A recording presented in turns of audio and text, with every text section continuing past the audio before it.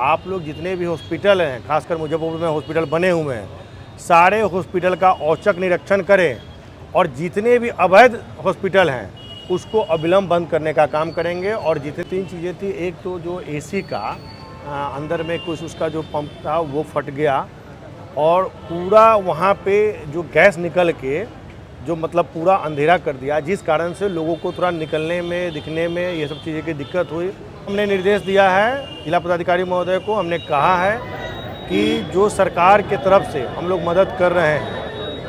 उसके अलावा हॉस्पिटल के तरफ से उनके परिवार को हर रूप से आर्थिक मदद मिलनी चाहिए। क्योंकि उनके परिजन की जान गई है तो निश्चित रूप से इसकी मुआवजा जो है हॉस्पिटल की तरफ से भी मिलनी चाहिए।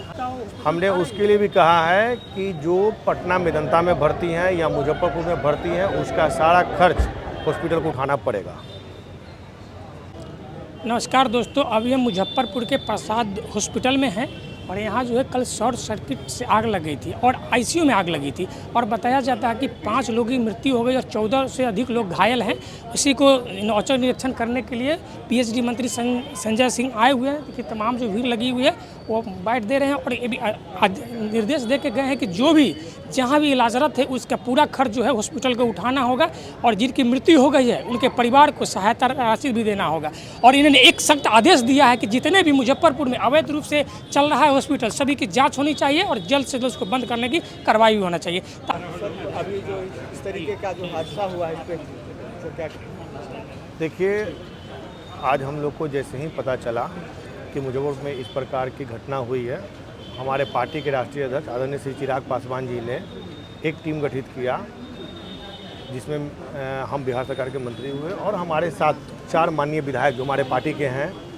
2 तो आपके ज़िले के ही हैं और 2 एक डेहरी के हैं और एक बख्तियारपुर के हैं। 4 माननीय विधायकों के साथ हमारे राष्ट्रीय अध्यक्ष ने कमेटी को गठित करवाया और हम लोगों को तुरंत निर्देश दिया गया कि आप लोग मुजफ्फरपुर जाएं और जाकर घटना की सही जानकारी लें कि क्या हुआ है, नहीं हुआ है, और घटना की जानकारी लेकर वहाँ के जितने भी प्रशासन के लोग हैं और जो भी संबंधित पदाधिकारी हैं उनसे बात करें और वहाँ जितने भी पेशेंट हैं उन लोगों का जो घटना तो होने वाले 5 लोग जो चले गए इस दुनिया से, उसके अलावा जितने लोग बचे हुए हैं और जहाँ पे भी अभी भर्ती हैं या अभी और जो पेशेंट हैं, यह सुनिश्चित करवाएं कि उन लोगों को अब कोई दिक्कत नहीं हो, उनके परिजनों को कोई दिक्कत नहीं हो और इस प्रकार की आगे घटना नहीं हो, इसको भी देखें और पदाधिकारियों को निर्देश दें। इसी क्रम में आज हम लोग आए थे, हम लोगों ने देखा, हमारे जितने भी पदाधिकारी थे उन्होंने इस चीज़ को बताया कि रात में ही ये लोग आ गए थे और आकर इन्होंने जिस प्रकार से बताया कि हम लोगों ने तुरंत जो पेशेंट सीरियस पेशेंट थे उनको हम लोगों ने पटना के मेदंता में शिफ्ट करने का काम किया। जो उनसे कम सीरियस थे उनको हम लोगों ने 14 पेशेंट को मुजफ्फरपुर के दूसरे अस्पताल में हम लोगों ने भेजने का काम किया है। उसके बाद जिला पदाधिकारी महोदय से भी हमारी भी जस्ट बात हुई फ़ोन पे, उन्होंने भी सुनिश्चित किया है कि जो घटना हो गई उसके बाद हम लोग पूरा ध्यान दिए हुए हैं, एक भी घटना इस प्रकार की न हो, इसके लिए हम लोग लगे हुए हैं। और जो लोग 14 लोग गए हैं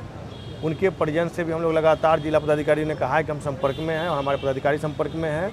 और उन लोगों को हर एक संभव जो है हम लोग मुहैया कराने का काम कर रहे हैं। सर, किन कारणों से कुछ जांच में पता चला कि आखिर वजह क्या था? देखिए, 2-3 चीज़ें थी। एक तो जो एसी का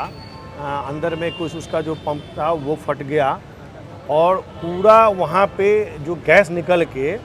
जो मतलब पूरा अंधेरा कर दिया, जिस कारण से लोगों को थोड़ा निकलने में, दिखने में ये सब चीज़ें की दिक्कत हुई। और जो मरे हैं उनमें 5 वैसे लोग हैं जिनको चलने में दिक्कत थी, जो भागने में सक्षम नहीं हुए, निकलने में सक्षम नहीं हुए, वैसे लोगों का जान गया है।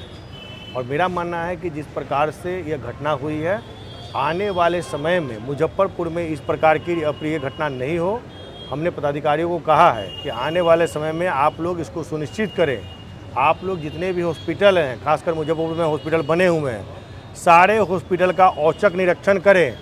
और जितने भी अवैध हॉस्पिटल हैं उसको अविलंब बंद करने का काम करेंगे और जितने भी हॉस्पिटल में जो सरकार का गाइडलाइन है उसको फॉलो नहीं करते हैं उस पर तुरंत कार्रवाई करने का काम करें। इस घटना में कितने डेड बॉडी पाए गए?